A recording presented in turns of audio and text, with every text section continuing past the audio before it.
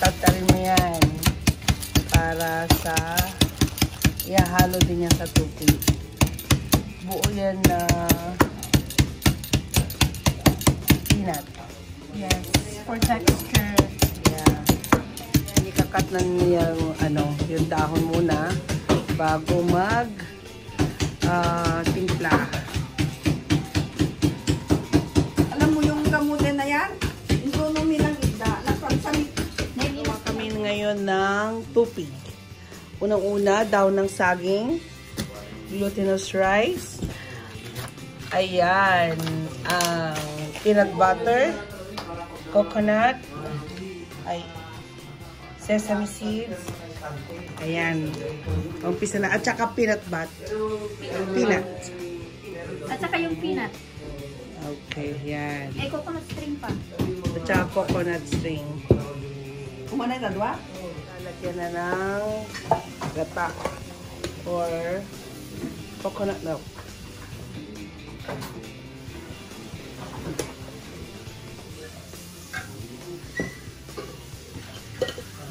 Sunod, ilalagay yung peanut butter.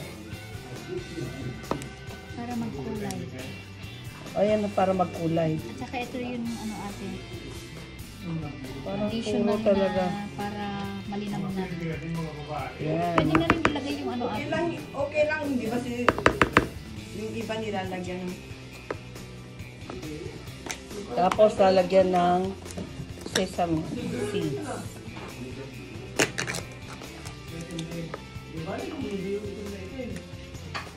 Peanut lang. Yung dinurog na peanut lang. Yan.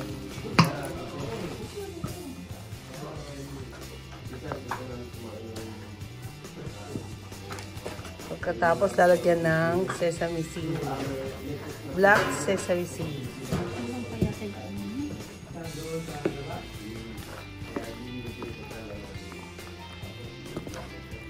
Urang Ng coconut string. coconut strings. Yan. Yung ginagamit sa panghalo-halo. Kasi matamis na rin siya. Kaya hindi nalalagyan ng asukal. Every now and then, Yeah, pag nag-dry para Lahat homemade.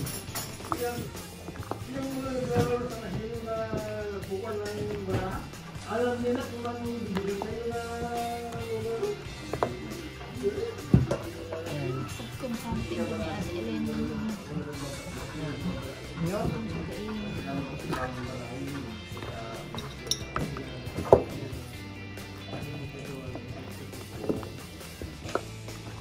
Ito na yung finish product pag oras na after na mix na lahat. Ready na para ilagay sa dahon.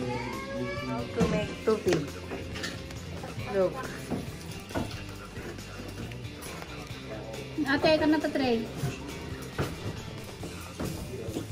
Yung yung binalot na ng tubig. Ayan. Ayan ang pagbabalot ni Florence. Habang kay Sammy. hindi pa pro. Yan.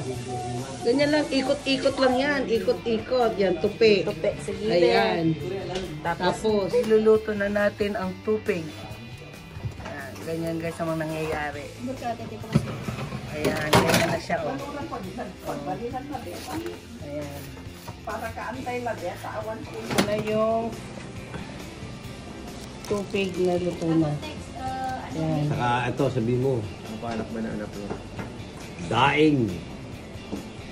Daing na pusit, saka Napakasarap. daing na Kain na danggit. tayo. Gusto nyo kumain? Ayan. Ready na. Ano? Kain kayo.